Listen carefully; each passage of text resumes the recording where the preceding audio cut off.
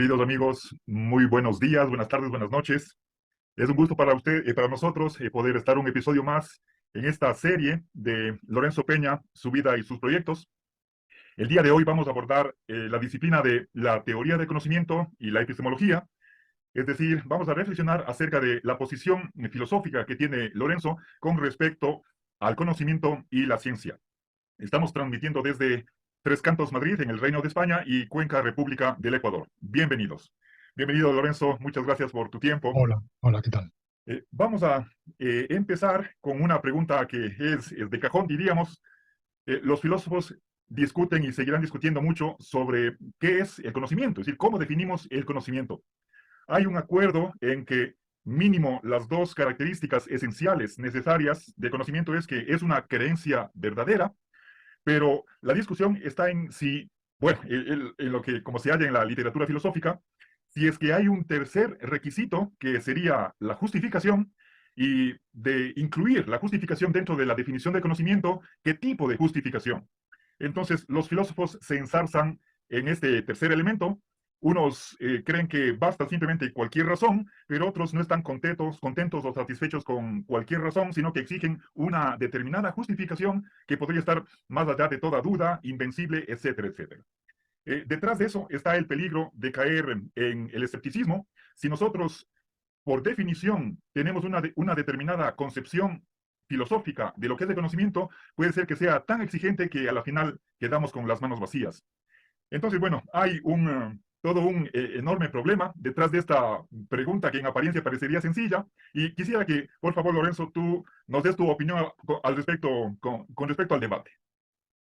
Sí, este problema yo me lo planteé igual que muchos otros cuando escribía mi tesis doctoral, porque por aquellos años, finales de los 70, hacía poco que había sido publicado el artículo de Gettier, Is Justified to Believe Knowledge. Se preguntaba si todo eh, toda creencia verdadera justificada era conocimiento, y su respuesta era negativa. Primero, aclaremos qué entendemos aquí por creencia. El verbo creer en el lenguaje usual tiene dos acepciones. Hay una acepción muy común que es me inclino a la opinión de que eso es así. Eh, mm, ¿Saldrá, ganará las elecciones tal candidato? Pues yo creo que sí, yo creo que sí, es decir, no estoy seguro, pero me inclino a la opinión de que sí. Hay otro sentido en el cual creencia es todo aquello de lo que uno está convencido. Creencia es una convicción, es lo que uno piensa sobre cómo son las cosas, con mayor o menor grado de seguridad. Puede ser o de certeza, puede ser un grado muy bajo. No todo aquello que creemos en este sentido, no todas nuestras convicciones las abrazamos con el mismo grado de firmeza.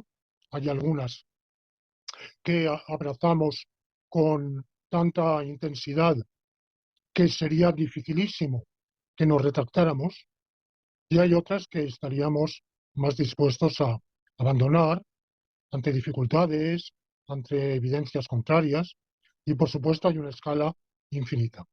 Bueno, yo y todos los que discuten la teoría del conocimiento toman creencia en el segundo sentido, no en el de tomar algo como probable, verosímil, sino estar convencido en mayor o menor grado de que tal cosa es así. Por tanto, para que haya conocimiento tiene que haber creencia en ese sentido. Opinión. También la palabra opinión fluctúa en su significación. Podemos tener, pero vamos, una opinión con cierta firmeza. No simplemente decir me inclino a la opinión, a tal opinión, no, sino abrazo esa opinión, la abrazo de nuevo con mayor o menor fuerza, intensidad, grado de convicción. Opinión, creencia, pensamiento, en ese sentido es lo mismo. Para que haya conocimiento, tiene que haber un cognoscente y algo conocido. Sin un cognoscente no hay conocimiento. Los árboles no conocen, las piedras no conocen, no tienen opiniones. No voy a entrar aquí, evidentemente, en la discusión filosófica de si los animales no humanos tienen opiniones, convicciones, creencias. Es un problema muy, muy complejo, muy interesante, también un gran problema para los filósofos, pero que desborda el marco de nuestra entrevista de hoy. Por tanto, tiene que haber creencia y para que haya creencia tiene que haber un creyente, un sujeto que cree, un sujeto doxástico, para usar la palabra griega,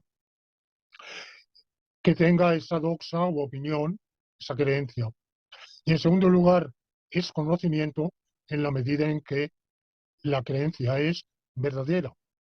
Por tanto, nadie conoce, conocer o saber en español son aproximadamente equivalentes, son dos verbos que, estilísticamente no se superponen, no se puede usar estilísticamente de manera indiferente conocer y saber, pero el significado es el mismo. Semánticamente son lo mismo. Por eso, en idiomas como el inglés, la palabra es única, chuneu, es un solo verbo. En español tenemos dos. En general, en las lenguas latinas hay dos, eh, como en latín, cognoscere y scire, bueno, saber y conocer y saber. Nadie conoce o nadie sabe que la Tierra es plana. Puede creerlo, pero no lo sabe porque, porque no es verdad. Nadie sabe, puede creer que el Sol gira alrededor de la Tierra. Puede creerlo y a lo largo de la historia es lo que se ha creído más comúnmente, pero como no es verdad, no se puede saber. Ahora, muy a menudo en el habla cotidiana no nos basta para decir que lo sé. Estamos diciendo mm, y digo de tal colega, trabaja también en tal otra universidad. Y mi interlocutor me pregunta, ¿lo sabes? Lo sabes en ese contexto quiere decir no solo que estás convencido de que es así, y a lo mejor efectivamente es así, sino de que tienes elementos de evidencia o bien es pues un parecer que, que te ha venido un poco por mera suposición, por mera conjetura. Sin embargo, el problema está en que si exigimos para hablar de conocimiento una creencia verdadera, justificada, el problema está en qué vamos a entender por justificada. Y ahí vienen las objeciones de Gettier. Gettier dice, pone muchos ejemplos de por qué no basta estar justificado. ¿Qué es estar justificado? Pues partir de una base de evidencia sensorial u otra, de la cual sea razonable pasar a la creencia en cuestión. No decimos que sea absolutamente infalible, pero sí que sea razonable. Por ejemplo, me despierto por la mañana, miro el reloj, marca las 8, digo, uy, ¿cómo me he dormido? Eh, ¿Cómo no me he despertado antes? Y me levanto corriendo. Pero resulta que el reloj se había parado a las 8 de la noche del día de la víspera. Pero claro, mi inferencia de que el reloj marca las 8, estamos por la mañana, ya ha amanecido y bueno, Yo me suelo despertar a las 7, pero bueno, un día puedo haberme dormido y ser las 8. Por tanto, inferir que son las 8 me da justificación para esa creencia. Sin embargo, como es una justificación basada en en una contingencia, en un azar, en una casualidad, si lo queremos llamar así, aunque tú sabes que para mí la casualidad no existe, pero vamos, ha ha tenido lugar una circunstancia imprevista e infrecuente. El reloj no se suele parar y, y además qué casualidad que se pare exactamente a las 8, pero posible es. Y Gettier dice, así son la mayoría de las justificaciones. Todas ellas son falibles y para hablar de conocimiento, de eso que usar esa palabra más fuerte que nos da una autoridad para emitir la opinión que tenemos, como no un mero opinar, sino un saber, hace falta, hace falta una justificación fuerte, una justificación que se ajuste a unos criterios de rigor que excluyan casualidades, interferencias de factores eh, imprevistos. El problema está en que por ese camino no hay conocimiento, porque toda justificación es falible, toda justificación puede, a menos que uno sea fundacionalista, eso lo discutiremos después, pero los no fundacionalistas, que seguramente somos la mayoría de los filósofos analíticos, no creemos en evidencias absolutas, inconcusas, inmediatas, infalibles, irrefragables, pase lo que pase, sino que creemos que toda evidencia tiene un grado mayor o menor de precariedad, fragilidad, provisionalidad, pues en realidad, si exigimos mucho, mucho, mucho, casi nunca podríamos decir que sabemos algo.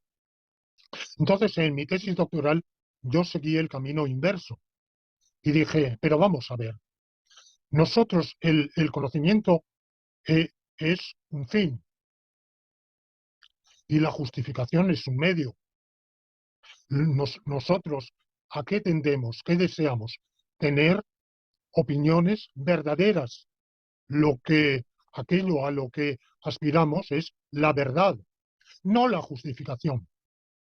Por ejemplo, el arte médico o la ciencia médica tiene un objetivo que es la salud, restablecer o preservar la salud o a falta de la salud, lograr el estado más parecido a la salud, que es aliviar la enfermedad, curarla si es posible y si no, aliviarla. El objetivo es la salud, pero el objetivo del médico no es restablecer la salud actuando según la ciencia médica. El actuar según la ciencia médica o el arte médico, porque la medicina también es un arte, es un medio para el fin que es la salud. Un abogado, ¿cuál es su fin? Bueno, pues hacer ganar el pleito a su cliente. No hacer ganar el pleito a su cliente actuando según las reglas de la abogacía y las normas jurídicas y con conocimiento de... No, esos son medios para un fin. Si por casualidad logra el objetivo, apartándose o deliberadamente o por error o por equivocación, por confusión de las reglas de la actuación forense, bueno, ha logrado el objetivo. Bueno, pues del mismo modo, la justificación únicamente puede ser un medio y no un fin. Evidentemente, nada impide que redefinamos conocimiento incluyendo el medio en el fin. Cada uno puede usar las palabras como le dé la gana, pero el problema está en que haciéndolo así, eh, estamos convirtiendo el medio en fin y estamos difuminando lo que es, mm, lo que es verdaderamente la meta de todo esfuerzo cognoscitivo, que es la verdad, solo la verdad, no la verdad justificada, ni menos la verdad debidamente justificada. Y por otro lado, la verdad es que la mayor parte de lo que sabemos, de lo que creemos, y de hecho es verdadero, y lo creemos por algún motivo, pero que ese motivo sea justificante es muy dudoso. La mayor parte de lo que creemos de historia, hay quien ha estudiado mucho de historia, de un periodo, y ha estudiado la obra de historiadores profesionales que han hecho un trabajo crítico de archivo mm, muy refinado, pero la mayor parte de lo que creemos es por el manual de historia, por los manuales de historia del bachillerato de la universidad. Sin embargo, cuando estudiamos un poco más, nos damos cuenta de que están plagados de errores. Incluso, por ejemplo, voy a poner un solo ejemplo, no ya ejemplos banales como las anécdotas que se atribuyen o las frases que se atribuyen a los personajes, que en realidad el autor del manual lo dice porque lo ha leído en otro manual, que a su vez lo leyó en un tercero y no se sabe quién lo sacó, ¿no? Sino cosas más fuertes como, por ejemplo, yo estudié en la universidad en la Alta Edad Media, una amplia región de España, el Valle del Duero, quedó desierta, se llamó el desierto del Duero porque marcaba la frontera entre la España musulmana, árabe al sur, y la España cristiana al norte. Bueno, esa teoría había sido inventada o presuntamente descubierta por una escuela de historiadores muy prestigiosos, por uno de los máximos historiadores de España, españoles, Claudio Sánchez Albornoz, que fue después presidente de la República Española en el exilio y que había, a partir de ciertos elementos, había sentado ese dogma y luego los profesores de filosofía lo repetían.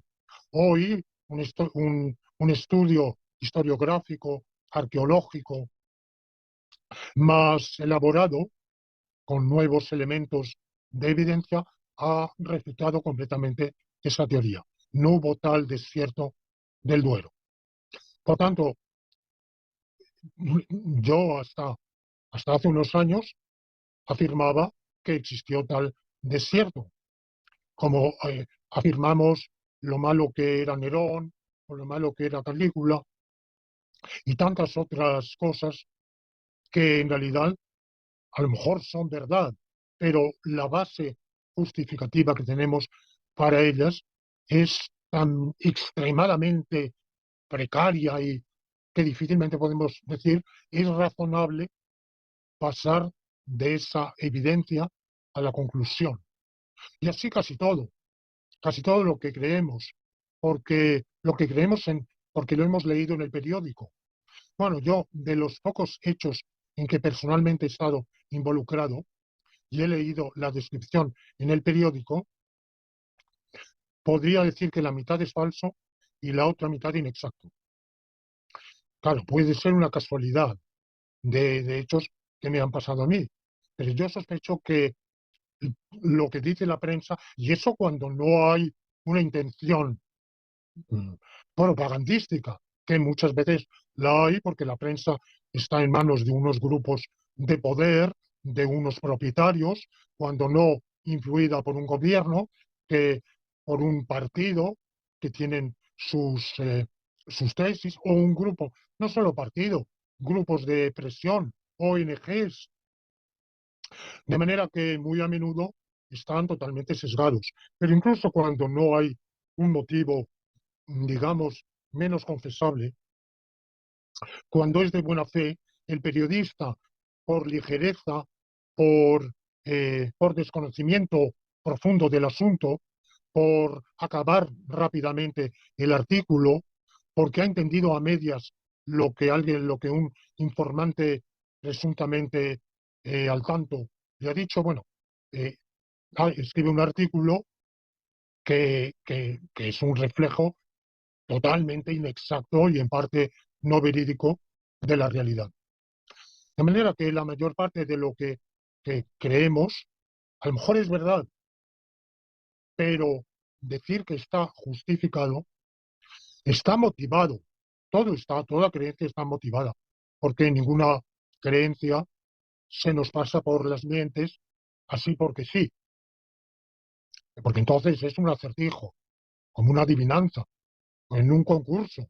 Decimos, eh, el- a alguien le preguntan, la Primera Guerra Mundial terminó en uno de los siguientes años, 1719, 1918 o 1412. Y entonces, como no lo sabe, no conoce historia, dice al azar 1918. Ha acertado, pero no lo sabía. No lo sabía porque en realidad no lo creía. Ahora, si lo creía, aunque su base justificativa fuera eh, menguada o prácticamente nula, podía tener un motivo. Por ejemplo, ese tenemos el motivo que lo hemos leído en el periódico, que lo hemos visto en el telediario, que, que la gente a nuestro alrededor lo dice. Ahora se habla tanto del calentamiento climático. ¿Por qué lo creemos? El 99,9999% de la gente no lo cree porque haya estudiado el asunto, ni acumulado conocimiento, ni se haya leído libros de especialistas de diversa orientación y los haya contrastado. No, lo cree porque la gente a su alrededor lo cree. De manera que si es verdad, lo sabe. Pero eso, claro, si es verdad. De manera que el conocimiento depende de dos cosas. De una subjetiva, creer, y una objetiva.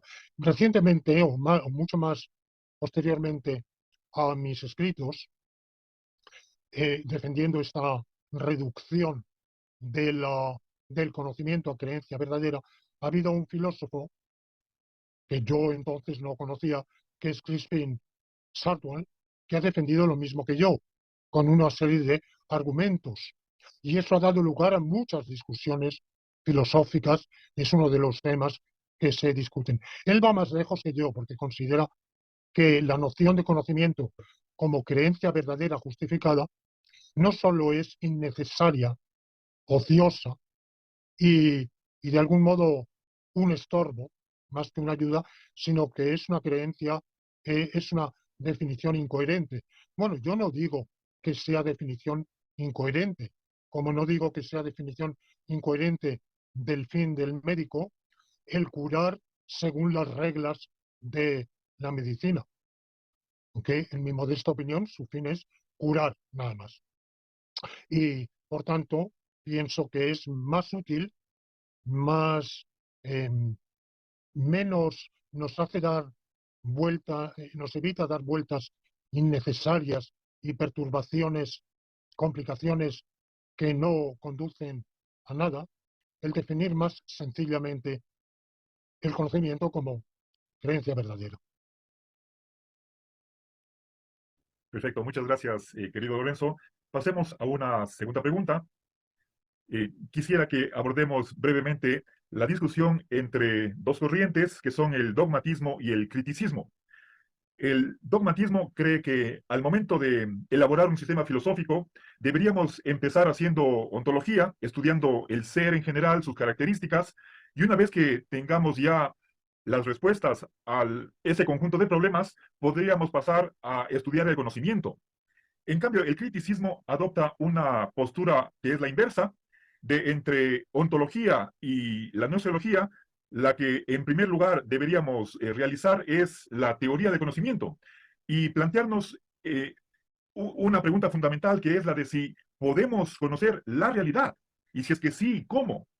entonces la ontología quedaría postergada a segundo plano y la asignatura o la disciplina inicial que tendríamos que realizar es la teoría del conocimiento.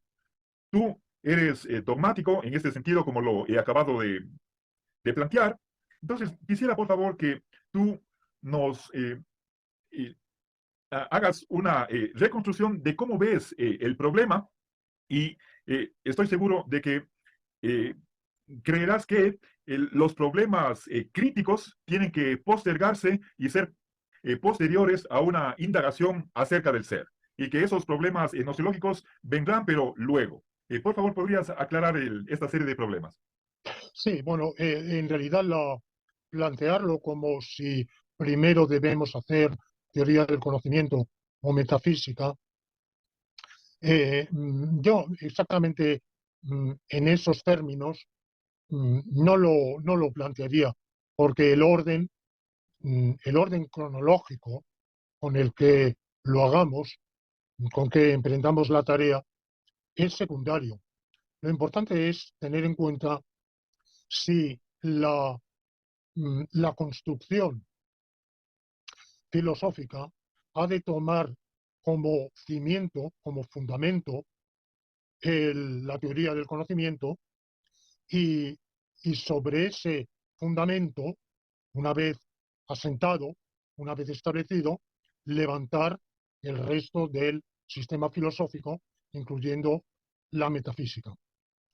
Y quienes sostienen la primera opción son los criticistas que afirman que antes de pretender estudiar nada, la realidad, el valor o el ser humano, la naturaleza, la historia, el lenguaje, lo que sea, antes de pretender estudiar, indagar, tenemos que preguntarnos si es posible esa indagación, si es posible el conocimiento, si hay si hay eh, algún elemento en el cual nos podamos apoyar para esa indagación, o si por el contrario, todo elemento, toda evidencia que pudiéramos aducir es engañosa y hay que primero preguntar cuál es la base para que nosotros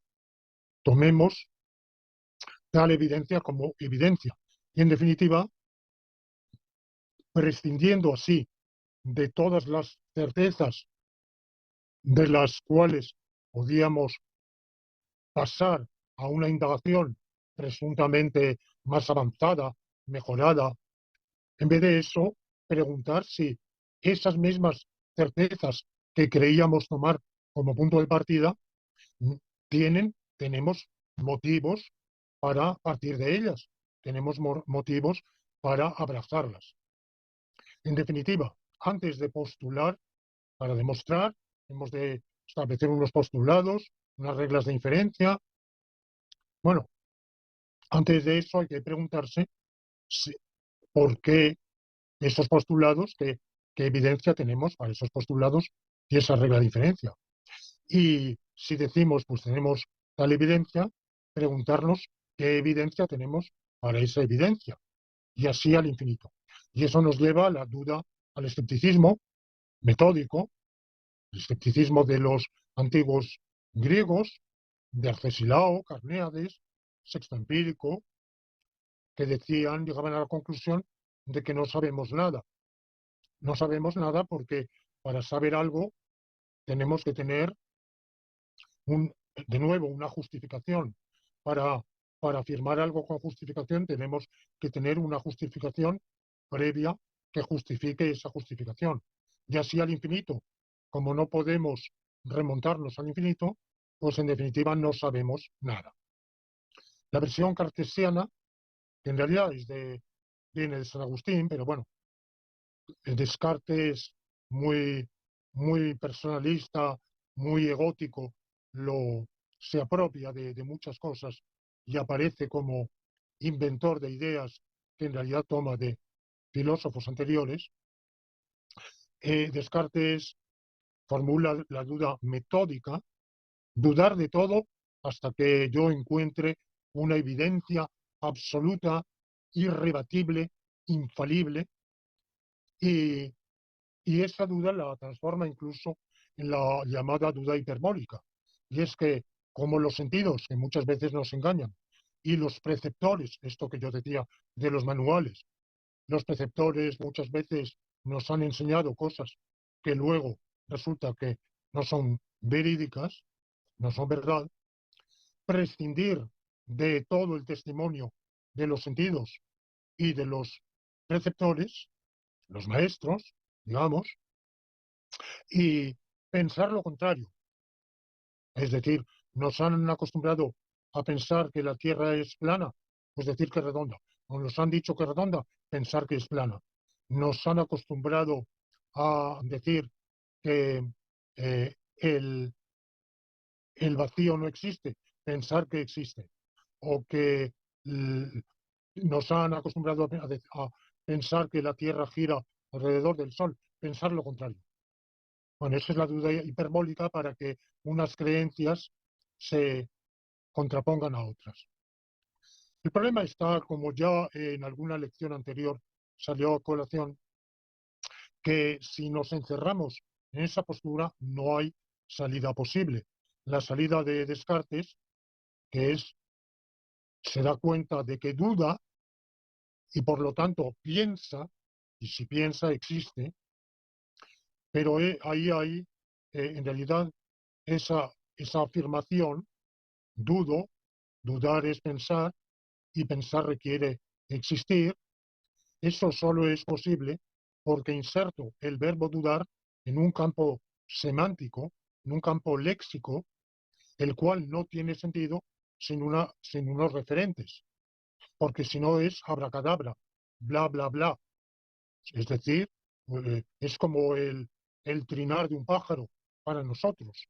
No sabemos qué vehiculan, qué mensaje vehiculan unos pájaros a otros con su trinar, pero para nosotros eso no es un sonido como cualquier otro que no vehicula ningún contenido. Bueno, pues mm, justamente porque si nos encerramos en la duda metódica, no hay salida, es un motivo, creo yo, que podemos refutar por reducción al absurdo el criticismo.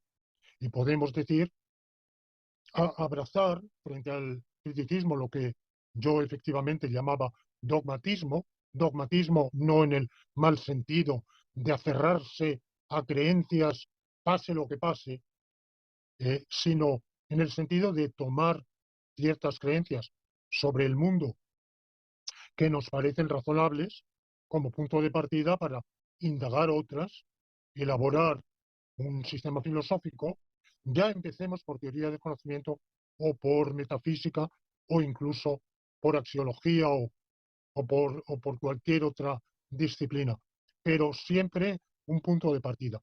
Entonces, eso que yo en mis primeros escritos, por ejemplo, en mi memoria de licenciatura del año 75, califiqué como en los términos que tú has dicho, eh, en- posteriormente, al estudiar a Quine, es lo que Quine llama epistemología naturalizada.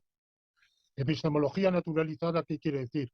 Renunciar a epistemology, en inglés, significa indistintamente teoría de la ciencia y teoría del conocimiento. Por eso nosotros solemos distinguir epistemología como teoría del conocimiento específicamente científico y gnosiología o teoría del conocimiento como teoría del conocimiento en general. Pero etimológicamente es igual. Gnosio viene del latín y episteme viene del griego y ambos significan lo mismo, conocer, saber. Por tanto, cuando Quine habla de epistemología naturalizada, quiere decir que no una epistemología que, haciendo prescindencia de todo lo que sabemos o creemos saber, se plantearía en abstracto si podemos conocer, porque eso no nos lleva absolutamente a ningún lugar, eso es un callejón sin salida, completamente estéril, sino partir de lo que sabemos o creemos saber, pero ir examinándolo críticamente paso por paso. Y hay una metáfora que viene de uno de los fundadores del círculo neopositivista de Viena, Neurath, que es la de calafatear el barco en plena navegación. Cuando un barco se avería y coge agua, hay dos modos de sanarlo. Uno, llevarlo a tierra, ponerlo en dique seco, dejarlo secar y luego ponerle unas capas de betún o otro material para hacerlo impermeable, calafatearlo, como se dice en la jerga. Pero el navegante, en medio de la navegación, tiene que achicar agua, como se dice también en términos marineros, y colmar la brecha como pueda, con los medios de a bordo. Bueno, pues esa es la tarea, es una epistemología, una teoría del conocimiento crítica. No tomamos ninguno de nuestros asertos por definitivo, estamos dispuestos a poner en tela de juicio, someter a la crítica de ulterior evidencia o de mejor evidencia o de refutación o de objeción cada uno de nuestros postulados iniciales. En ese sentido, el dogmatismo no es dogmático, no es dogma de fe, pero es, dogma, es dogma de fe en el sentido de que todo, todo lo que sabemos o creemos saber se basa en la confianza. Antes hablaba de eso. Confiamos en los libros de texto que hemos estudiado, en lo que un informante aparentemente eh, competente y presuntamente imparcial nos cuenta, en lo que quienes nos rodean piensan, creemos que de buena fe y seguramente se habrán enterado de ello. Por tanto, acto de confianza. Y en ese sentido, la diferencia entre acto de fe y, y mera creencia confiada es relativo. Es relativo. La mayor diferencia está en que el acto de fe en sentido estricto es una adhesión eh, inconmovible. Quien, quien profesa una creencia con un acto de fe, con un dogma de fe en el sentido fuerte de la palabra, está dispuesto a seguir adoptando esa, esa opinión, ese aserto, pase lo que pase. Bueno, pues en ese sentido no, el dogmatismo es simplemente lo que Gilson llamaba realismo metódico, y es algo muy parecido a la epistemología naturalizada de Kant, al barco, a la reparación del barco según Neurath, es decir, no prescindir, no pretender ubicarnos en un punto de vista extramundano, eh, ajeno a toda nuestra, nuestro acervo de creencias, de no aspirar a un punto cero de partida, de reconstrucción de todo el saber a partir de cero, sino a partir de lo que sabemos o creemos saber, pero eso sí, con ánimo de irlo escudriñando, escrutando, eh, examinando críticamente y, llegado el caso, renunciar a las opiniones iniciales cuando haya un motivo suficiente para ello. Ya, muchas gracias por la aclaración, Lorenzo. Avancemos. Retomemos la cuestión del conocimiento. Tú eres un realista directo, lo cual, y bueno, siempre que nos topamos con una corriente, vamos a encontrar que los filósofos no se ponen de acuerdo con exactamente qué significa, cuál es la definición de esta corriente. Hay muchos representantes del realismo directo y tú te adhieres a una versión del mismo que, por una parte, tú estarás de acuerdo con que el conocimiento es un reflejo de la realidad, pero más que eso, más que ser un reflejo, tú crees que el conocimiento es la presencia del objeto en la mente del sujeto. Una presencia que habría que estudiar en qué consiste, pero no es una representación, una copia, una imagen exacta de la realidad, sino que es el mismo objeto que está presente en la mente del sujeto, ¿sí? Ahora, eso podemos decir que es una inmediatez. Pero por otra parte, esa presencia del objeto en la mente del sujeto requiere ciertos condicionamientos, como por ejemplo, para no mencionar sino uno solo, el lenguaje. Entonces, a la vez que se da una inmediatez, también tú admites que el conocimiento está mediado por varios factores. Entonces, ¿cómo podrías tú conciliar tanto la inmediatez, que quizás es lo principal, con una serie de mediaciones que se dan en el conocimiento? Bueno, yo no estaría tan de acuerdo en que el lenguaje es necesario. Yo pienso que puede haber, es difícil, es una dificultad muy seria, pero tenemos un conocimiento sensorial en el cual las propias sensaciones mm, actúan de signos de la realidad.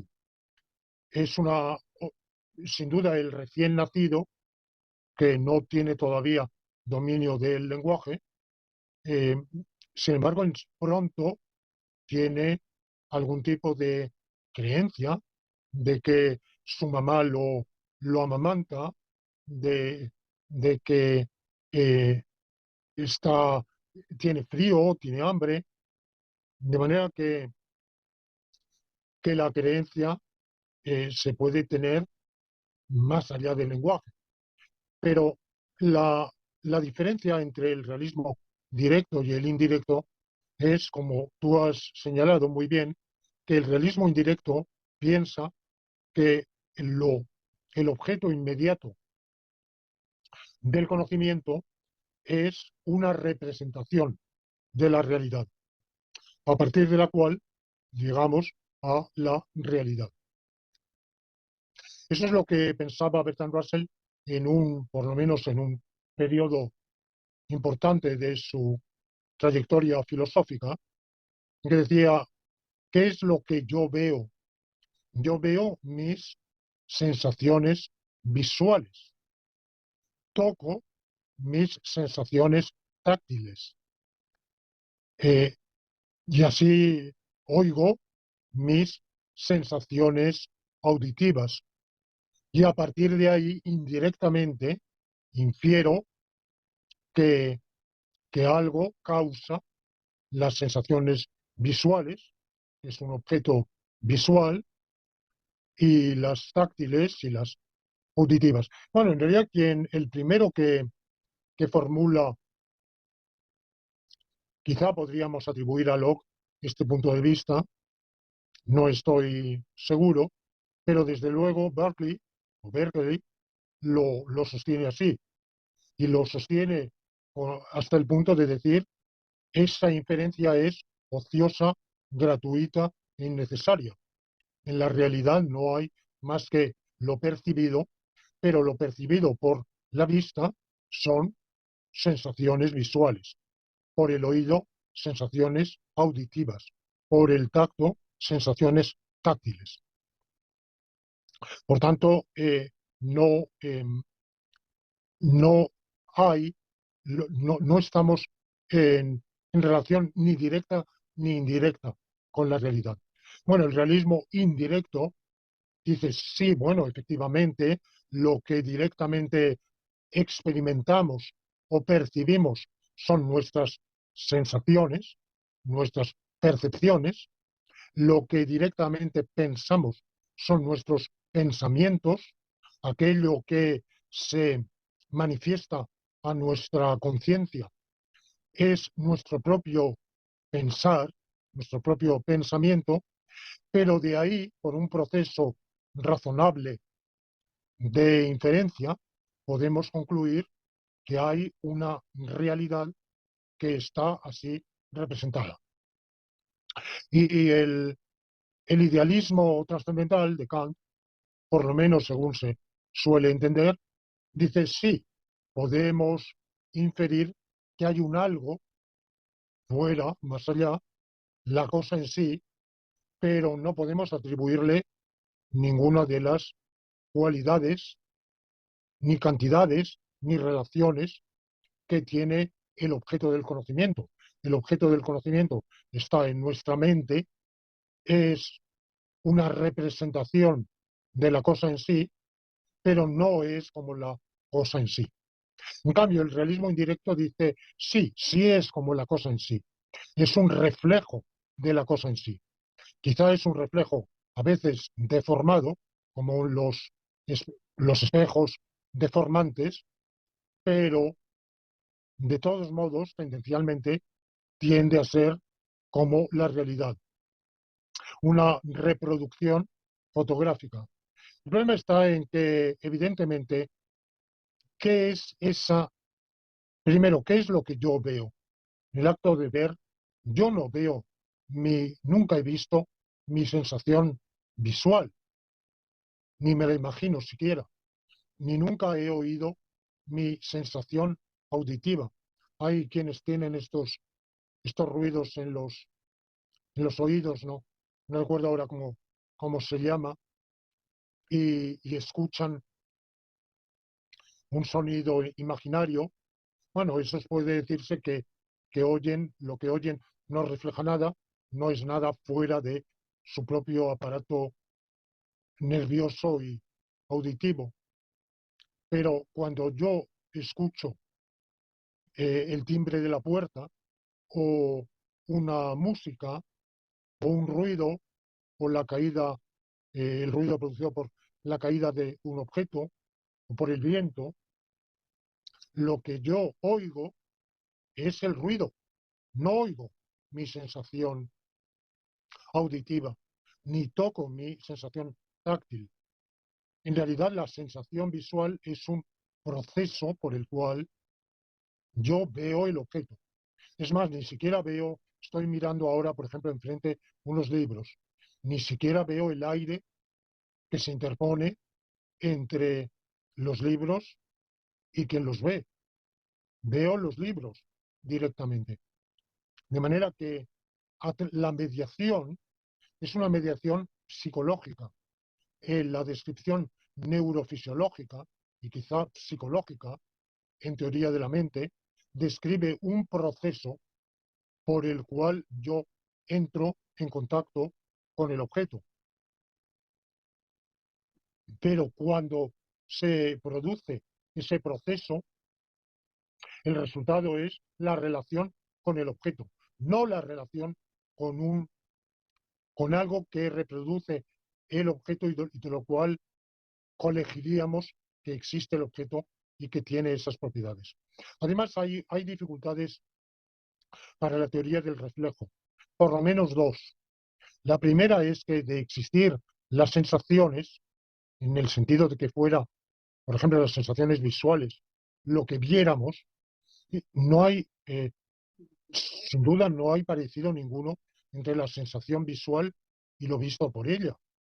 Demócrito podía creer, y quizás los estoicos podían creer, que las cosas están emitiendo constantemente partículas, imágenes, mm, digamos, cada cosa emite esa misma cosa en miniatura y eso nos llega a los sentidos y por tanto esas miniaturas que entran por nuestros sentidos son como la cosa, pero en miniatura. Y por tanto vemos el sol a través de que el sol nos está, bueno, mirar el sol es peligroso, ¿verdad? Digamos la luna. Vemos la luna porque nos está enviando lunitas y esas lunitas penetran en en nuestros ojos. Bueno, esa teoría de la visión o de la percepción, hoy nadie la sostiene, ni hoy ni hace muchos siglos, y hoy se sostiene otra cosa, es que percibimos a través de radiación electromagnética y según la frecuencia electromagnética vemos las cosas de un color o de otro color.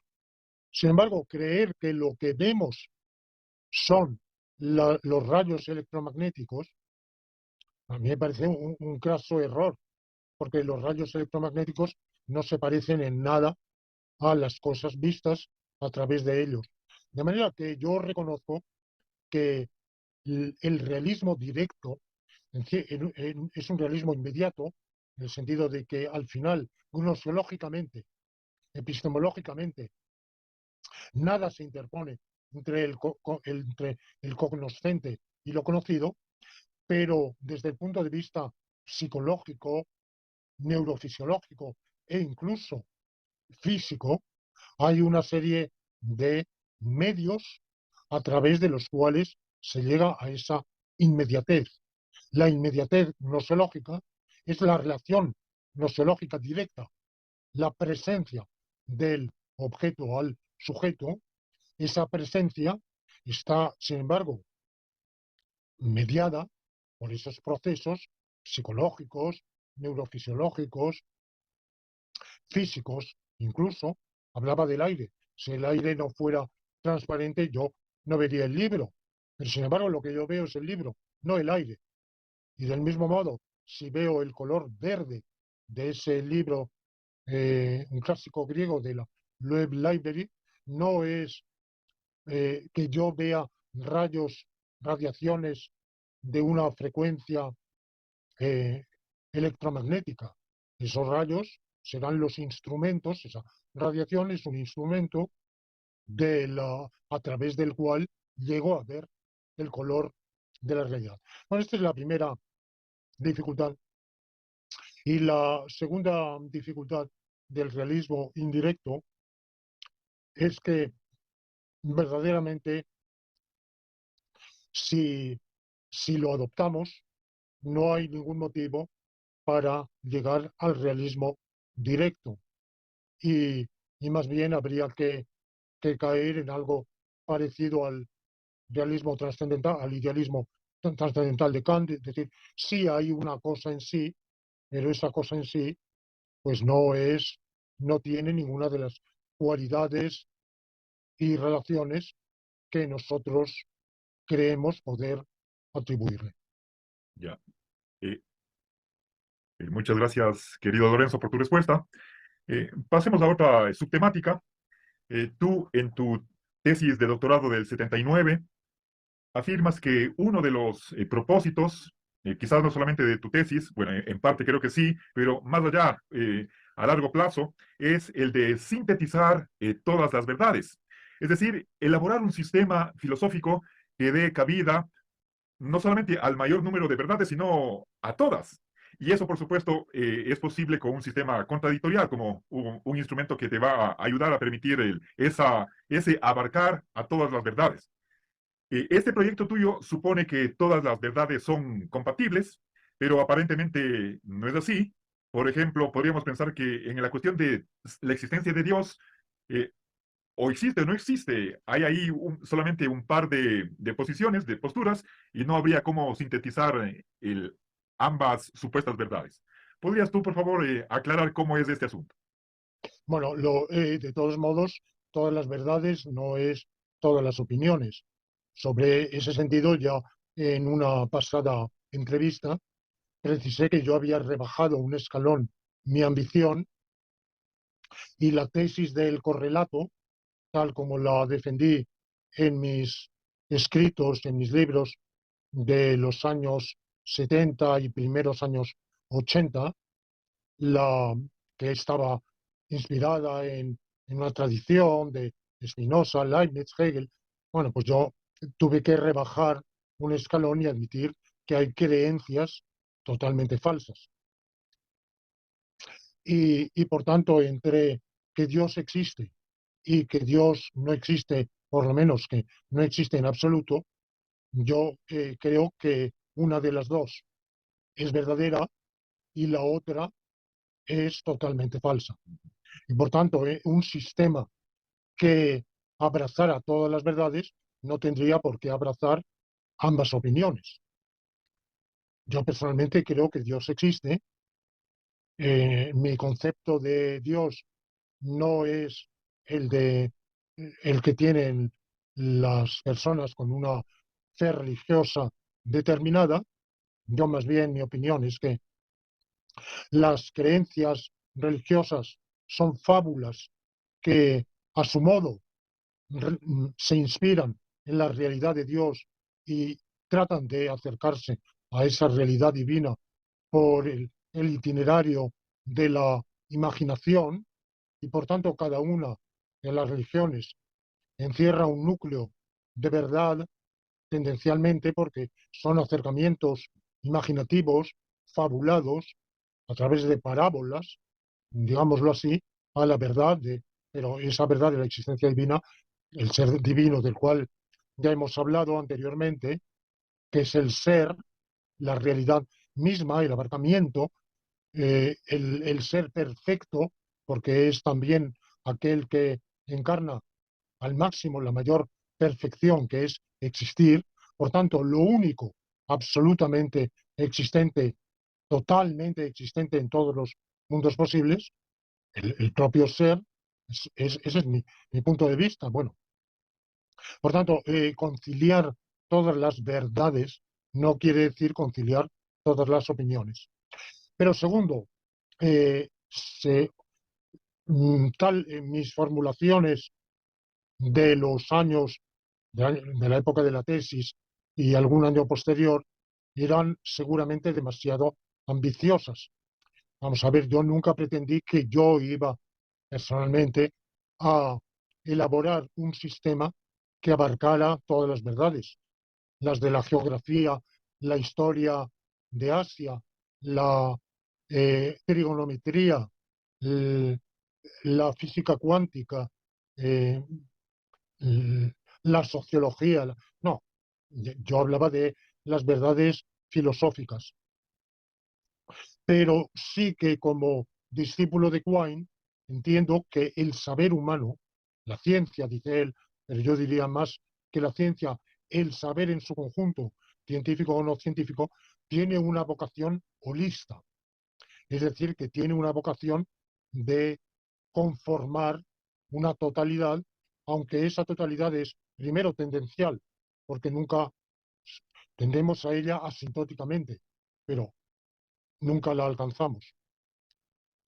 Y segundo, colectiva, está más allá del alcance del poder de ningún individuo. En realidad hoy pienso que incluso elaborar plenamente un sistema filosófico está más allá de los bríos, de las fuerzas de un individuo. Admiramos a grandes sistemas filosóficos del pasado, como los de Aristóteles, Tomás de Aquino, Leibniz, aunque Leibniz en realidad es un filósofo muy poco sistemático, porque nunca elaboró un tratado. De su filosofía fue sistematizada por su discípulo Wolff. Pero vamos, a través de sus miles de escritos podemos reelaborar un sistema filosófico, o Spinoza, o Hegel, claro, que es de todos los filósofos el que tuvo mayor pretensión de sistematicidad y elaborar un tratado de ontología que él llama lógica, de filosofía de la naturaleza, de filosofía del espíritu, de filosofía de la historia, de ética, filosofía del arte, filosofía del derecho, historia, bueno, de todo, toda disciplina filosófica, por él conocida y practicada en su tiempo, él la abarca en su sistema. Yo, sin duda, en 1979 pretendía acercarme a eso, eh, por lo menos tendencialmente, con un enfoque diferente, porque era el de ir desarrollando lógicas, una lógica doxástica para la teoría del conocimiento, una lógica temporal para una teoría del tiempo, una lógica deóntica para una axiología, y así sucesivamente, estructurar las diversas disciplinas en torno a sendos desarrollos de la lógica. Bueno, en realidad eso era un programa de trabajo que mi propia evolución filosófica no ha realizado más que imperfectísimamente, y hoy, evidentemente, soy perfectamente consciente de que esa su realización eh, excede mis fuerzas por diversas razones que es ocioso eh, evocar aquí. Pero sí creo en ello como tarea, como, como fin, como un desideratum al cual debemos tender. Todo filósofo debería tender a eso, en mayor o menor medida según sus fuerzas, según sus circunstancias. Quedarse toda la vida en teoría del conocimiento, toda la vida en filosofía de la naturaleza, toda la vida en teología filosófica y no conectar eso con otros interrogantes, pues me parece que es una modestia, incurrir en una modestia que al final lleva a a la esterilidad e incluso a pasarse la vida en minucias. Lo que a veces ha dado mala fama a la filosofía analítica es que muchas veces los filósofos analíticos discuten hasta la saciedad un artículo y otro y otro y otro y otro más y 10 y 50. La segunda premisa del tercer argumento de Kripke a favor de la necesidad de la identidad. Ese, ese aspecto de, yo respeto evidentemente a quien se especializa en las cartas de Gödel, en la correspondencia de Gödel, y pasa toda su vida del doctorado a la jubilación en torno a la correspondencia de Gödel, por ejemplo. Pero a mi juicio es una visión muy pobre del filósofo y que al final desprestigia a la filosofía y le da ese carácter de estar girando como en torno a una noria toda la vida. Esto mismo que mencionaba hace un momento de Sartwell, de Crispin Sartwell, su aserto de que el conocimiento es creencia verdadera, justificada o no, bueno, pues ha dado lugar ya a a ríos de sangre, gracias a Dios no, ríos de tinta que se han vertido en torno a la cuestión. Entonces yo pienso que es un problema que interesante, cual se puede tener una opinión, pero que la discusión debe pararse en algún momento, no seguir dándole vueltas y vueltas y vueltas. Quizá al final decimos, bueno, pues mm, a- agree to disagree, como se dice en inglés, pongámonos de acuerdo en estar en desacuerdo. Usted tiene una definición, yo otra, vamos a ver cuál resulta más fecunda, más interesante. Y por eso yo creo que el, el no tener como vocación la especialización, un filósofo, digo en filosofía, otra cosa sería en medicina o o en arqueología o en paleoantropología o en otro saber. Bueno, seguramente en esos saberes es necesario especializarse, pero en filosofía una cierta especialización está bien. Uno va a escribir su tesis doctoral sobre un tema, no sobre un sistema de filosofía. Eso será, nadie recibirá hoy un grado de doctor en filosofía si lo que presenta es un sistema. Tiene que abordar un tema mejor o peor delimitado y a veces lo más delimitado posible. Pero como vocación filosófica, sí, yo creo que hay que tener, como tú dices, esa vocación de elaborar un sistema que dé cabida potencialmente, tendencialmente, a todas las verdades filosóficas como desideratum, como tarea, sea para realizar uno mismo, cosa hoy por hoy imposible, sea como contribución a una tarea colectiva e intergeneracional. La filosofía no la construye un individuo, no la construye una generación, es un legado que atraviesa los siglos e incluso los milenios. Gracias, Lorenzo. Retomemos nuevamente la cuestión de la justificación. ¿Qué es lo que justifica la verdad de conocimiento? Aquí principalmente tenemos el debate entre dos corrientes, el fundacionalismo y el coherentismo. La primera corriente sostiene que tiene que haber verdades fundamentales que sirvan de cimiento para el resto y que sean autoevidentes y que no necesiten de una prueba posterior. En cambio, para el coherentismo, toda justificación es inferencial, por lo tanto hay que recurrir a un argumento y la La tesis, la afirmación sobre la cual estamos justificando sería la conclusión de ese argumento. Tú te ubicas dentro del coherentismo y además ahí hay una subdivisión. Quisiera, por favor, que tú nos des cuál es tu visión actual sobre esta discusión entre coherentismo y fundacionalismo.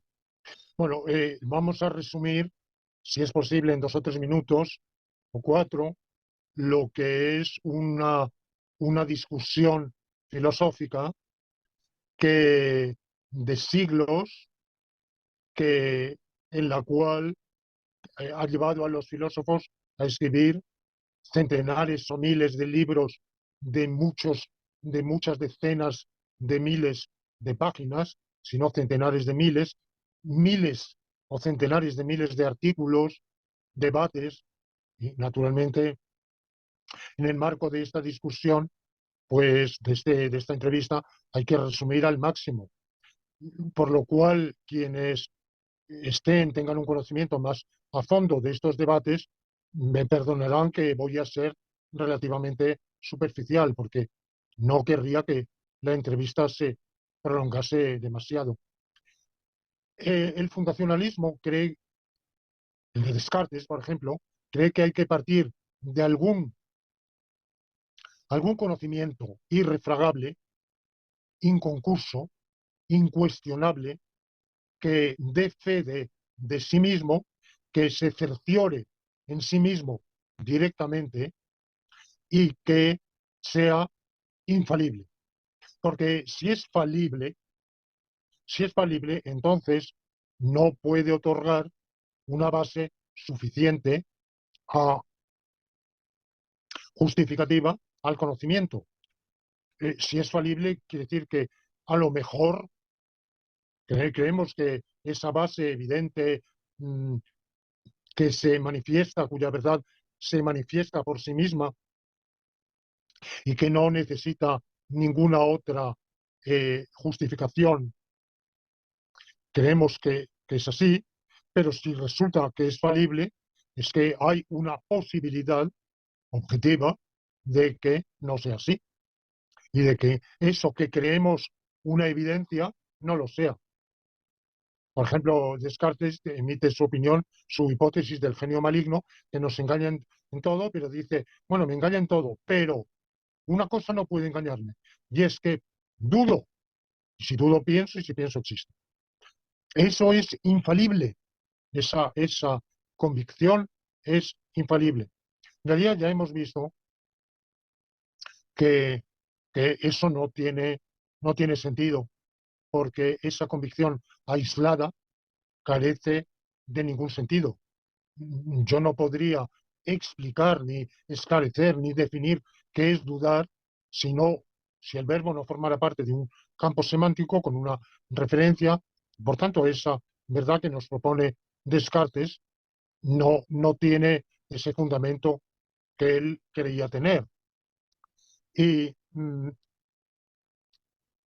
otros fundacionalistas, por ejemplo, empiristas, han dicho las sensaciones son un conocimiento inmediato, directo y irrefragable. Es imposible tener esa sensación y que no exista el objeto que está causando la sensación. A lo mejor no es como lo dice la sensación, pero tiene que estar causando. Bueno, esto, de nuevo, no es así porque, primero, cuando yo veo unas flores, entro en un patio de una casa y tienen ahí eh, al lado, por los lados, unas flores y digo, ay, qué flores tan bonitas, pero resulta que son de plástico, son flores artificiales, pero tan bien hechas que parecen flores, de verdad, sí, pero no son flores, parecen flores, pero no lo son. Y tantas otras imitaciones parecen la realidad, pero no son la realidad. De manera que, por otra parte, la percepción misma está teóricamente cargada. Yo veo un pino o veo eh, un eucalipto, bueno, pero solo veo un eucalipto si, si tengo un cierto concepto del eucalipto. Desgraciadamente, como mis conocimientos de botánica son escasísimos y mi conocimiento de del campo y las plantas es casi nulo, es el de un urbanita que ha ido muy poco al campo y pues yo la mayor parte de los árboles que veo solo sé decir es un árbol, pero otro con un utillaje conceptual diferente ve aquí un abedul o un abeto o un nogal y yo no, yo veo solo un árbol. De manera que la sensación no nos proporciona esa, esa base, sino que en definitiva la sensación es justificativa en la medida en que se inserta en el marco de de un horizonte de creencias sobre la realidad tendencialmente coherente y que de algún modo, en última instancia, se justifican circularmente. Hay dos tipos de circularidad. Si yo le digo a alguien, ha muerto tal personaje, porque lo he escuchado esta mañana en las noticias, y luego él me lo dice por la tarde, yo no puedo decir que lo creo porque él me lo dice. No, él me lo dice porque me lo ha escuchado a mí. Entonces, ese circulico de que yo le crea a él algo cuando él lo cree porque yo se lo he dicho, mm, es creer por creer. Sin embargo, cuando el círculo no es ese circulico pequeño, vicioso, sino un círculo virtuoso, tendencialmente del conjunto de nuestras creencias, de nuestros asertos sobre la realidad, bueno, esto pienso yo que es mucho más defendible. Ese es el coherentismo. Ahora, de nuevo, hay que entender que eso es un programa, porque nadie ha elaborado ni puede elaborar ese sistema congruente de todas las evidencias que tenemos acerca de la realidad. Segundo, eso no significa que los sentidos no puedan desmentirnos, porque por muy cargadas que estén teóricamente nuestras sensaciones, hay veces que claramente se enfrentan a lo que esperábamos percibir. De hecho, los experimentos, las experiencias que hacen los científicos, los llevan a cambiar de paradigma, de teoría, por, por nuevas experiencias que desmienten la teoría anterior. De manera que la teoría es es ciertamente vulnerable por la sensación, pero la sensación en sí misma nunca es infalible, definitiva y absoluta.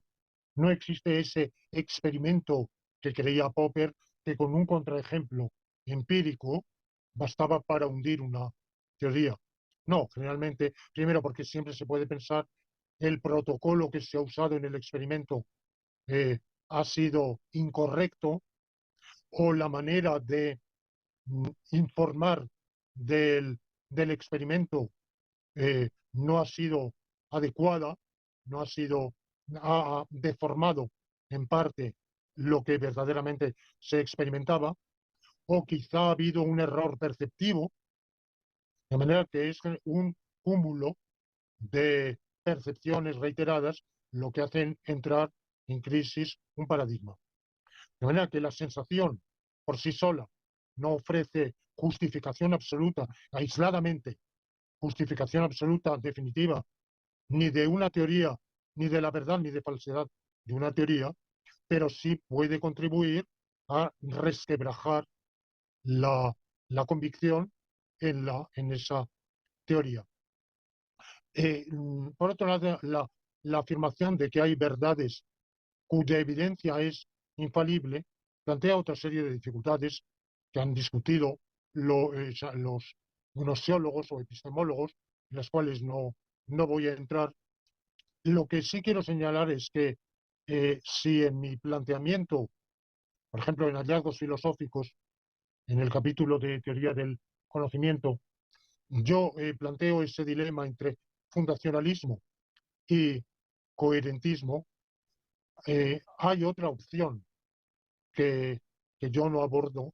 Ya tenía conocimiento por entonces de la misma, pero no recuerdo haberla discutido en ese libro y luego me he apartado de esa temática, que es el infinitismo, una teoría que ha sido cuyo portavoz, cuyo portaestandarte, un poco aislado, ha sido otro filósofo analítico, que es Peter Klein, hoy jubilado, y que ha defendido la regresión al infinito.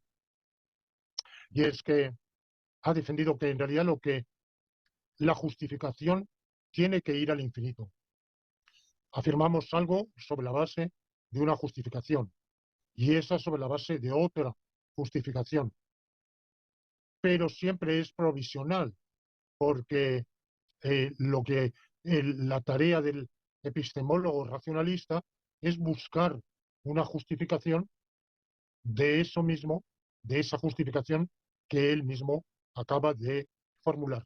Es una tarea, se le ha objetado, la mente humana es finita. Él dice, ya lo sé, nosotros no, nadie, ninguno de nosotros puede culminar esa tarea, ni siquiera la humanidad. Pero esa es la tendencia del, la tendencia epistemológica, la de buscar siempre justificación de lo que creíamos que no la necesitaba. Bueno, yo pienso que es una concepción muy, muy respetable, muy atractiva, que da una alternativa al coherentismo, pero que en realidad tampoco es, quizá son dos modalidades de muy programáticas muy similares, porque el coherentismo también lo que formula es un programa, es una tarea. Nadie puede completar el sistema. Hegel todavía podía pensar que él lo completaba, pero después de Hegel pocos han creído eso y hoy sabemos que es incompletable, pero como tarea, como desideratum, como meta asintótica, el sistema congruente o la justificación al infinito, bueno, pues creo que son programas paralelos, muy similares, quizá convergentes y, y de todos modos muy preferibles a todos los fundacionalismos porque todos ellos se basan en falacias. Falacias como la de Descartes, falacias como el de tener los enunciados protocolarios que llamaban los, los empiristas lógicos como incuestionables. Si veo un árbol, podré estar equivocado en lo demás, pero que veo un árbol es verdad y eso no, pensaban ellos, no tiene vuelta de hoja. Bueno, pues sí tiene vuelta de hoja, si es cuestionable, puedo estar, puede sufrir una ilusión óptica, puedo, pudiera ser que yo fuera en este momento un cerebro en la probeta de un experimentador que, mm, que manipulara mi cerebro para hacerme parecer que veo un árbol, de manera que la sensación no ofrece por sí sola, aisladamente, esa evidencia incuestionable, infalible, autocertificante, definitiva, ni la intuición, lo que tantos filósofos llaman intuición, desde Moore con su intuición ética o los axiólogos Scheller, Hartmann a quien yo admiro enormemente, es uno de los ontólogos que más me han influido a lo largo de toda mi carrera filosófica, desde mi juventud, pero él cree en la captación intuitiva de los valores. Yo pienso que tantos otros nos hablan de intuiciones, por supuesto la fenomenología, Husserl, la intuición eidética, la intuición fenomenológica. Bueno, yo creo que eso son ilusiones. Lo que ellos llaman intuiciones son opiniones. Opiniones que les parecen muy evidentes, pero que posiblemente sean meros prejuicios, opiniones a las cuales están muy aferrados y creen verlas con los ojos del alma, por decirlo así. Bueno, pues no hay tales ojos del alma. Quien, quien no conozco la neurofisiología, estudia el funcionamiento de los ojos del cuerpo, pero no conozco ninguna disciplina que estudie el funcionamiento de los ojos del alma, ni creo en la existencia de esos ojos del alma, ni que vean algo, y si lo vieran, igual que los ojos del cuerpo son falibles, se pueden equivocar, sufren ilusiones, sus percepciones visuales están teóricamente cargadas y por tanto no son irrefragables, pues esos supuestos imaginarios ojos del alma, la presunta intuición podría también estar equivocada y ser sometida a refutación, desmentido, falsación por ulteriores evidencias en sentido contrario. Ya, gracias, querido Lorenzo. Eh, Tenía a continuación una pregunta sobre la ciencia, pero voy a postergarla para el último. Y más bien quiero aprovechar que estamos hablando sobre qué es lo que justifica la verdad y la conclusión a la que tú llegas es que no es la experiencia, la sensación, sino una justificación inferencial, lo cual nos conecta con la razón. Sabemos que, entre otros, los posmodernos, los irracionalistas, se oponen rotundamente a la razón. Nos pueden hablar de razones en plural. Yo estoy en Ecuador, he oído de una expresión como razón andina, razón amazónica, Sí, sí, y bueno. bueno, se podría relativizar a otros puntos de referencia. Y bueno, la idea es que no hay una razón universal, sino varias razones. Una colega amiga mía tiene un trabajo que es de su tesis de doctorado, que es los colores de la razón.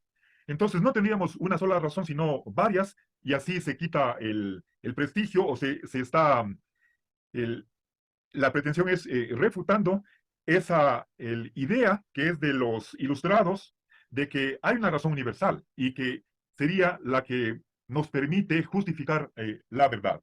Entonces, tú, por favor, ¿cómo podrías responder a estos ataques que hacen otros filósofos u otros pensadores? Para defender la razón, bueno, primero definamos qué entiendes tú por razón y por qué crees que realmente debemos tener confianza en ella como para poder justificar nuestro conocimiento. Bueno, el concepto de razón es que la razón es el procedimiento para inferir unas creencias de otras con arreglo a unas pautas de rigor que son las pautas racionales, que hasta donde yo alcanzo a ver son tres: la deducción, la inducción y la abducción. La deducción, que es pasar de unas premisas a una conclusión en virtud de una regla de inferencia; la inducción, que es pasar de unas premisas eh, provisionales a una conclusión en virtud también de una regla de inferencia, pero de una regla de inferencia que a su vez está sujeta a una metaregla. La inducción, que nos permite, por ejemplo, afirmar que mm, todos los, eh, todas las aves son ovíparas. Bueno, esto empezamos viéndolo mirando una especie de ave y otra, y luego hacemos la inducción de que es así con todas. ¿Pero por qué? Bueno, pues eh, la regla de inferencia es que lo que es verdad de muchos es verdad de todos. Bien, pero esa regla tiene que estar sujeta a unos constreñimientos, haberse llevado a cabo un número suficiente satisfactorio de observaciones, bueno, esto que los epistemólogos, John Stuart Mill, por ejemplo, ya en su tiempo Francis Bacon, establecen unos constreñimientos para que no hagamos cualquier tipo de generalización. No por haber visto dos o tres veces que a las 12 del mediodía pasa un coche de color rojo por la carretera cerca de mi casa, voy a afirmar que siempre sucede así. Puede haber coincidido. Tengo que hacer una indagación mayor. Bueno, y luego la abducción, que es la operación inversa, que es inferir la premisa de las conclusiones, hacer el procedimiento inverso al de la inducción y al de la deducción, eh, que es aproximadamente equivalente a lo que se llama inferencia a la mejor explicación.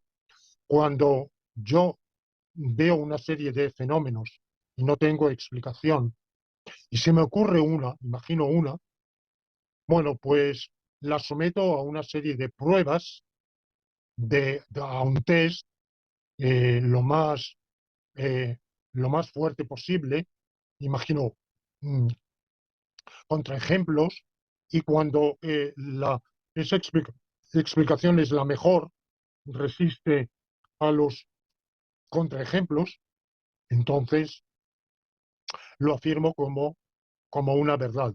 Paso de lo que normalmente serían las consecuencias a lo que normalmente sería la premisa. Por ejemplo, así actúan los científicos, así formula Newton la ley de la gravitación universal, o Einstein el, el principio de relatividad, o cualquier sociólogo, cualquier historiólogo. Por ejemplo, Peter Turchin, que tiene ahora la más célebre escuela de historiología, hace unas generalizaciones y emitiendo unas hipótesis, y luego afirma esas hipótesis por ser la mejor explicación. Esa es la inferencia abductiva. Hay otras inferencias racionales que no sean ni la inducción, ni la abducción, ni la deducción. Bueno, pues evidentemente yo no las conozco, ni sé de nadie que haya elaborado. Incluso la abducción está discutido, porque para algunos la abducción es simplemente una mezcla de inducción y deducción. Fue Charles Sanders Peirce, el que elaboró ese término, abduction, y yo mismo tardé en incorporar eso como un método autónomo, independiente de razonamiento. Si es reducible o no es reducible a una combinación de deducción más inducción, la verdad es que es un problema que no me preocupa. Reducible o irreducible es un procedimiento del cual nos valemos constantemente. Muchas veces vemos comportamientos extraños en alguien y sospechamos algo. Esa sospecha la, la sometemos después a la prueba de otras observaciones, y si la vemos corroborada, pues hemos abducido la verdad de esa hipótesis. Bueno, esto, esto vale mucho, como luego me he dedicado a la teoría y filosofía jurídicas, pues la abducción es un método muy útil. Ahora, eh, esto vale si es universal, si es igual para todos los seres humanos e incluso no humanos, si es verdad para los ángeles, para otros espíritus, sin duda para animales no humanos que también hacen inferencias.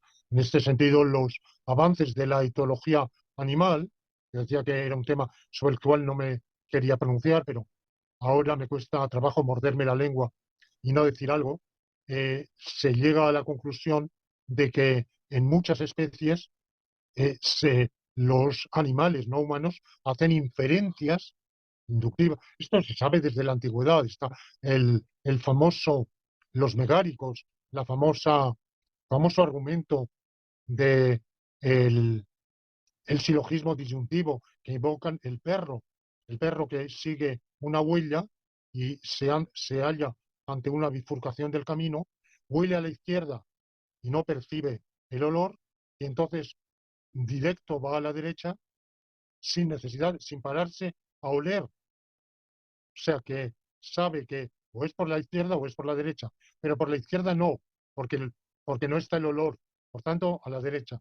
Está claro que ahí hay una inferencia deductiva que es común a los seres humanos, a los perros, sin duda los ángeles también, los dioses, eh, Apolo, Venus, o cualesquiera, o Quetzalcoatl, eh, en la mitología mexicana.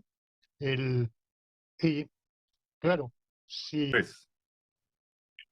eh, la, el problema con el relativismo es que, primero, para convencernos de que hay una razón andina, amazónica, o europea, o germánica, o africana, o, o china, eh, o una razón masculina y una razón femenina, o una razón de viejos y otra de jóvenes, eh, mm, pues tienen que, tienen que darnos algún argumento que nos convenza de eso, un argumento racional que nosotros podamos entender con nuestras pautas universalistas de la razón, porque si no, lo que creemos es que están inventando algo, pero no nos convencen de que eso exista.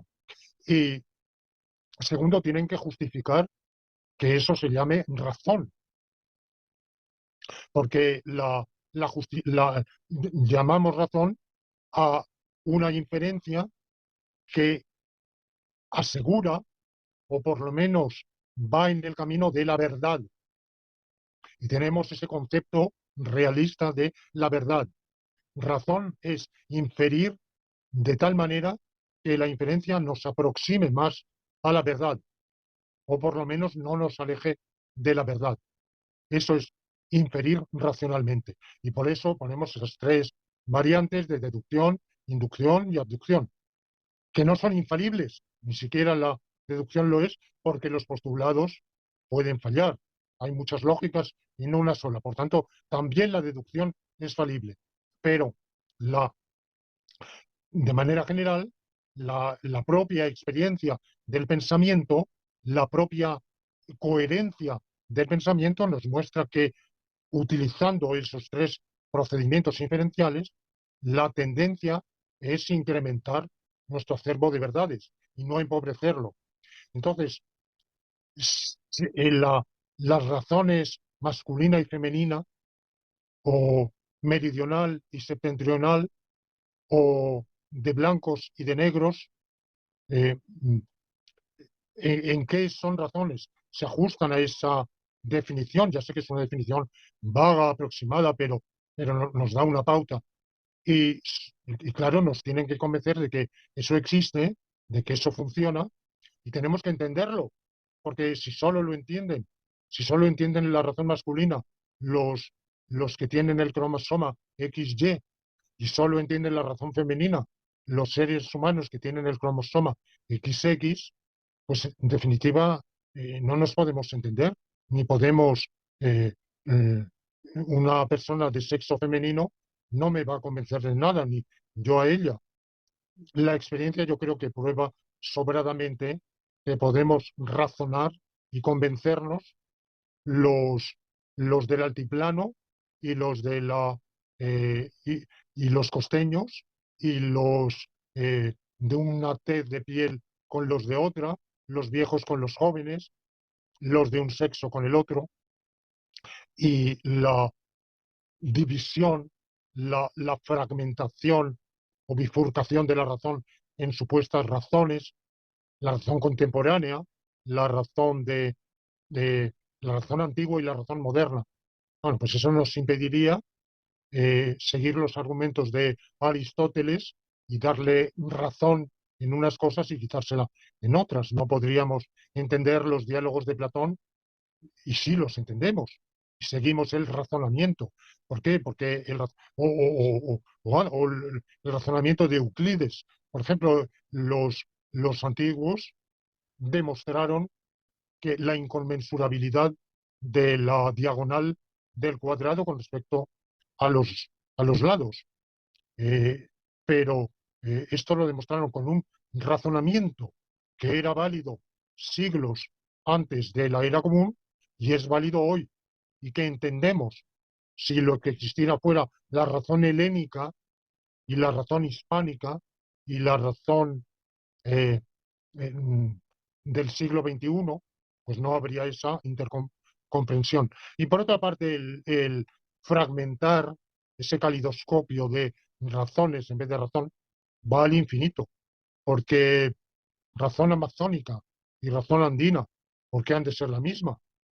la cuenca amazónica, en mayor parte, dista de ser andina en su vegetación, en su geografía, en su población, es, eh, es diferente. Eh, pero, ¿por qué andina y el, el Huascarán y el Aconcagua y el Tungurahua no determinan razones específicas de su respectiva zona de acción o de influencia? ¿Por qué razón femenina y no de las féminas de menos de 10 años o cualquier otra multiplicación que queramos inventar? Yo pienso que eso nos lleva al infinito y, en definitiva, nos lleva a algo muy serio, que es extinguir la especie humana en especies incomunicables porque no pueden argumentar entre sí, no pueden razonar entre sí. Ya, muchas gracias. Interesantes tus consideraciones, querido Lorenzo. Y una última pregunta dentro de la teoría del conocimiento y la penúltima del cuestionario. Tiene que ver con el problema de la posibilidad del conocimiento. Los agnósticos niegan y algunos escépticos también van por ese camino. ¿Tú resueltamente crees que es posible, no solo es posible, sino que realmente conocemos la realidad y además la conocemos tal como es en sí misma, como realista que eres? ¿Qué podrías tú decir para abonar a favor de este conjunto de consideraciones? Bueno, es un tema larguísimo, ya la entrevista ya dura demasiado, así que me voy a limitar a una sola. Y es que el aserto de los agnósticos o escépticos se refuta a sí mismo, porque si no podemos conocer la realidad, el mero hecho, lo que ellos dicen, o es verdadero o no lo es. Si es verdadero, es un hecho. Si es un hecho real. Si ese hecho real no lo podemos conocer, el propio aserto dice, desmiente el hecho mismo de que no podemos conocer la realidad. Hay al menos un fragmento de la realidad que podemos conocer, que es que no podemos conocer la realidad. Pero si ese fragmento es verdad, es que existe la realidad y por tanto podemos conocerla. De manera que, por reducción al absurdo, es es una afirmación que se niega a sí misma. Otra cosa es el escepticismo dubitativo, que no afirma que no podemos conocer la realidad, ni afirma que no sabe si podemos conocer la realidad. Simplemente no afirma nada. Mira ante la realidad con ojos de perplejidad, de duda, pero se abstiene de decir nada, de afirmar nada, ni siquiera de afirmar que duda. Simplemente mira con asombro, con perplejidad. Bueno, a ese perplejo, pues contra ese perplejo no hay nada que argumentar porque no nos dice nada, simplemente se queda en la duda. Pues, evidentemente la vida misma lo obligará a no persistir toda la vida mirando con ojos de asombro, de extrañeza, de duda, de perplejidad de la realidad. La vida misma lo obligará a, a ir a comer porque llegará un momento en que pase hambre o a beber porque tenga sed. Eh, a hacer algo sobre la base de una, un aserto, una convicción, mayor o menor, de que la comida alimenta, de que el líquido, por lo menos el agua, eh, sacia la sed. De manera que esta sería, digamos, muy condensadamente mi respuesta al problema. Gracias, Lorenzo. Ahora sí, para terminar esta entrevista de hoy, abordemos brevemente la cuestión de la ciencia. Sabemos que hay filósofos que creen que la diferencia o la frontera entre ciencia y no ciencia es casi tan tenue que se confunden ambas. Está por ahí Feyerabend. Sí. ¿Tú crees que realmente hay una división entre ciencia y no ciencia? Hay una demarcación quizás no tan clara y nítida, pero existe. Y, a ver, pero entonces, mi pregunta sería, ¿ese criterio de cientificidad, lo que determina que algo, que una actividad sea científica y no, o no, no está dependiendo del contexto, de la historia, de la cultura o de otros factores? ¿Podrías tú, por favor, resumirnos tu posición al respecto? Bueno, lo que las ciencias en plural, sí dependen del contexto, la cultura. A lo largo, por ejemplo, eh, de los últimos 50 años, una serie de disciplinas han surgido que no existían anteriormente como disciplinas científicas diferenciadas. Eh, mm, por ejemplo, la climatología ha surgido como una disciplina aparte. Antes era la geofísica, una parte de la geofísica, pero esto depende del contexto, de la cultura, se han creado diversas ramas, de manera que el que exista, por ejemplo, la paleografía, el que sean lo mismo o no la etnografía y la antropología, bueno, eso depende del contexto de la actividad humana, del momento. Ahora, el que sea o no sea ciencia depende de atenerse o no atenerse, o atenerse en mayor grado o menor a unas pautas de rigor. Todo conocimiento es un conocimiento que sigue líneas inferenciales eh, racionales, que ya he invocado, pero dentro de eso, el conocimiento científico no se conforma con eso, sino que exige unas pautas más precisas.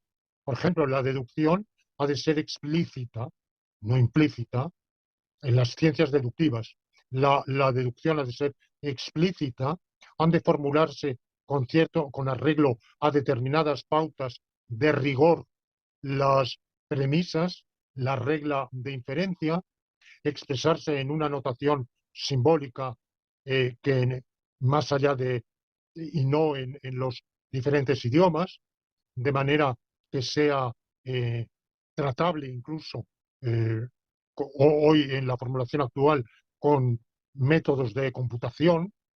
En las ciencias físico-químicas, atenerse, eh, tener en cuenta una cantidad suficiente de experimentos llevados a cabo con unos protocolos determinados. Por supuesto, los protocolos evolucionan. Los protocolos, los métodos de experimentación y de indagación con los cuales Einstein a comienzos del siglo XX llegó a su teoría de la relatividad y los que los físicos de hoy utilizan no son iguales. Pero en todo caso, lo que determina que sus afirmaciones se formen parte de una ciencia es que la temática que abordan está muy bien delimitada, porque unas pautas muy rigurosas, muy estrictas, son imposibles para la realidad en general, porque es muy variada y unas pautas de rigor que se apliquen en medicina no son aplicables en física cuántica y viceversa. Las pautas de rigor de la sociología no son las aplicables tampoco en el álgebra universal. De manera que las diversas ciencias tienen pautas. Esas pautas las vamos reelaborando y es verdad, lleva razón Feyerabend en que no son absolutas, infalibles, establecidas de una vez por todas, que a veces la ciencia avanza violando sus propias reglas de rigor, justamente siendo más innovadora, elaborando hipótesis más audaces, más atrevidas, que más fecundas, que acaban revelándose eh, más fructíferas, pero que en el momento de formularse pues no se atenían a las pautas de rigor comúnmente aceptadas por los científicos en ese momento. Eso fue el caso de Galileo, ese fue el caso de Darwin, ese fue posiblemente incluso el caso de Einstein, en la evidencia de que partían no era tan rigurosa y quizá incluso no era ni siquiera tan rigurosa como lo exigían, por ejemplo, en el caso de Darwin. Darwin emitió hipótesis muy atrevidas que en buena medida, aunque modificadas, la posteridad ha confirmado, pero que los científicos de su época veían que tenía agujeros, es decir, que no se ajustaba a las pautas dio pasos inferenciales mmm, que eran saltos en el vacío, en cierto modo, ¿verdad? O sea que la ciencia puede avanzar a través de hipótesis, de comportamientos que no son los propios de un científico. Lleva razón Feyerabend en eso. Pero al mismo tiempo eso tiene que ser excepcional. Si eso se convierte en la regla, pues incurrimos en el anarquismo metodológico de Feyerabend, el todo vale, anything goes, y por tanto ciencia y no ciencia son lo mismo y no hay... alguien puede tener ese punto de vista, pero yo creo que todos a la hora de acudir al médico confiamos en su ciencia y no nos da igual el médico que el curandero o que la opinión del vecino. El vecino nos puede decir, ah, no, pues eso se cura muy bien con tal manera. Al final tenemos que acudir, tenemos que confiar más en la ciencia porque es más riguroso. De manera que sí, existe una diferencia, pero la frontera es difusa, muy difusa y es variable y las pautas de rigor científica, pues evidentemente van evolucionando, la propia ciencia va evolucionando. eh, pero eh, igual que en cada momento histórico tenemos que acudir a a lo mejor que la época nos ofrezca, sea para construir nuestras viviendas o para construir los puentes, bueno, pues para el saber en los terrenos acotados en los que es posible un saber riguroso, pues tenemos que acudir a los científicos, a sabiendas de que la ciencia no es infalible, de que muy a menudo los científicos están en desacuerdo entre ellos, hay puntos de acuerdo y puntos de desacuerdo, y que no hay que ver, como hoy día se acude mucho a los expertos. Los expertos nos dicen, eso se dice, bueno, eh, mm, constantemente, sin ton ni son. Los expertos nos dicen que la epidemia se va a expandir el año que viene y luego resulta que no se expande de ese modo. Los expertos nos dicen que ya ha pasado la inflación y resulta que es cuando viene mayor inflación. Los expertos nos dicen que, eh, que el calentamiento climático se está acelerando y luego, bueno, eso se puede decir, y luego quizá dentro de 2, 3, 5, 10 años, pues se ve que habían extrapolado excesivamente, precipitadamente, porque claro, una ciencia tan joven, tan nueva, que, tan, que tiene a sus espaldas tan pocos elementos acumulados como la climatología, pues bueno, hay que mirarla, sus propias pretensiones de cientificidad quizá están todavía por demostrar. Y, y en todo caso será el futuro, será la posteridad la que confirme o desmienta esas hipótesis de supuestos expertos. De manera que la ciencia no es infalible, los expertos no siempre lo son, y generalmente el científico que sale a la palestra con el disfraz o con el vestido de un experto y que nos dice cómo hemos de pensar sobre algo, yo creo que está actuando de manera muy poco científica. De manera que sí, hay una diferencia entre ciencia y no ciencia. La filosofía en ese sentido no es ciencia, no puede tener esas pautas de rigor. Si las tuviera, no se explicaría que sobre si existe o no existe la bondad objetiva, los filósofos vengan debatiendo desde Platón para acá, es decir, 24, 25 siglos debatiendo sobre si es posible o no es posible conocer el mundo, vengamos debatiendo y unos argumentos no, son más racionales que otros, pero ninguno es tan concluyente, tan decisivo, tan irrebatible que nos pueda poner a todos de acuerdo. Mientras que en ciencia hay argumentos que son irrebatibles. Se creía la física de hace unos siglos, o la química, creía en el flogisto, que era una materia calorífica, y hasta Lavoisier, desde la química de Lavoisier, se abandonó la hipótesis del flogisto, y hoy nadie cree, ningún científico cree en el flogisto. O sea que se ha alcanzado un acuerdo unánime, pero en muchos otros terrenos dista de existir el acuerdo unánime. E incluso cuando hay un acuerdo, por ejemplo, en la teoría de la relatividad o la mecánica cuántica, es más en un como sí.